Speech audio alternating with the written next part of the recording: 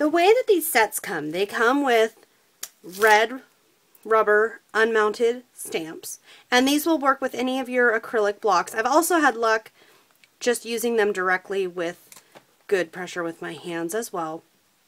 But these are the high quality Hero Art stamps that I've come to know and love over the years of crafting, and you get a set of these dies, these Sizzix dies that will work with your Sizzix die cutting machines.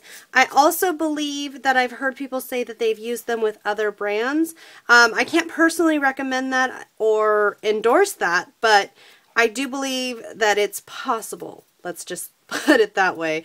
Now, the one downside of these dies is, what are you going to do with them? They're tiny, and I don't know about your crafting, but in mine, these would get totally lost. Well, it's not to worry, because what I've come up with is just taking a binder ring, and this is just a binder ring that I purchased at the office supply store, and I've stuck them onto that binder ring, and now I will hang them. Now, if I have more than one set, I would get an additional binder ring and put each set on a binder ring, keeping them separate so that I never was confused as to what dies went with what stamps.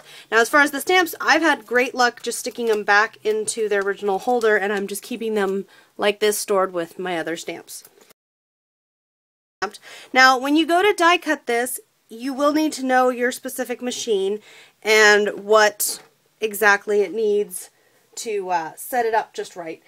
There are some helpful instructions on the back of the packaging that does advise you that you need the cutting pads both above and below the stamped image and the die cut. You also need a solo shim, a solo adapter, and a solo platform. The language on the packaging had me going off and looking for this solo shim, and what I discovered is, after a nice conversation with Nancy Nally, the editor there at Scrapbook Update, actually, is that the solo shim comes with the multi-purpose platform. It's a part of that. So you don't, if you have the multi-purpose platform, you don't need anything else. You can just use that with your die just like you would any of the other super thin dies that you use with your Big Shot machine. Now, I can't find my solo shim. If you don't have one, you can buy a replacement. Or if you are like me and you can't find one, an embossing folder is actually just the right size. So that is why you see me doing something a little bit different. So all you need to do is you're sandwiching whatever paper it is you're cutting, and I've already pre-stamped it, and you're putting your die on there. And you just want to be careful when you place it that you don't wiggle it around when you place the other plate on top. So you're making a plate sandwich. So you have the plates, oops, and I wiggled it. Let me fix that. You just want to make sure you have a nice little plate sandwich there. And once you're happy with it, just hold everything down and crank it on through. Let me move my stamps out of the way.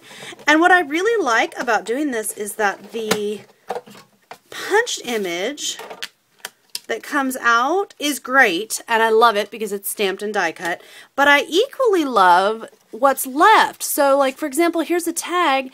Now I have this butterfly punched into it, and I could make a decorative tag and put some pattern paper behind here or do something else with it.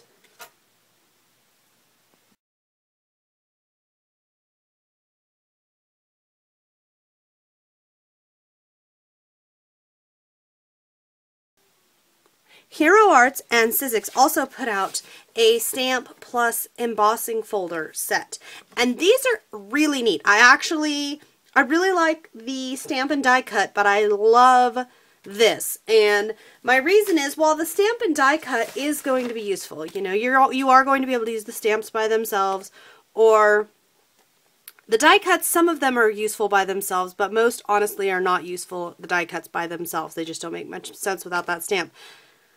However, this set, when you have the folder and the background stamp, they are equally useful together or separate. And I have two different sets here that I've been playing with, and I've just had such a great time. So again, it's the classic red rubber unmounted stamp, high quality stamp from Hero Arts, I've got a number of these background stamps and I just love working with them.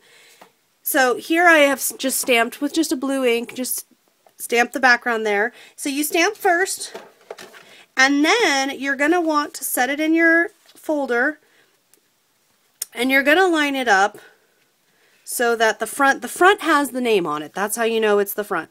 And you'll just kind of line it up. I'm going to guess that you're not really going to be able to see so well there on the video exactly how I'm lining this up, but you're just going to want to move it around until you feel pretty good about how things are lining up. And if it's not perfect, that's okay.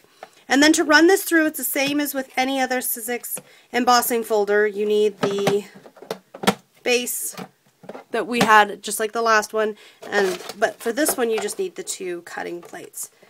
And I'll just run it right through.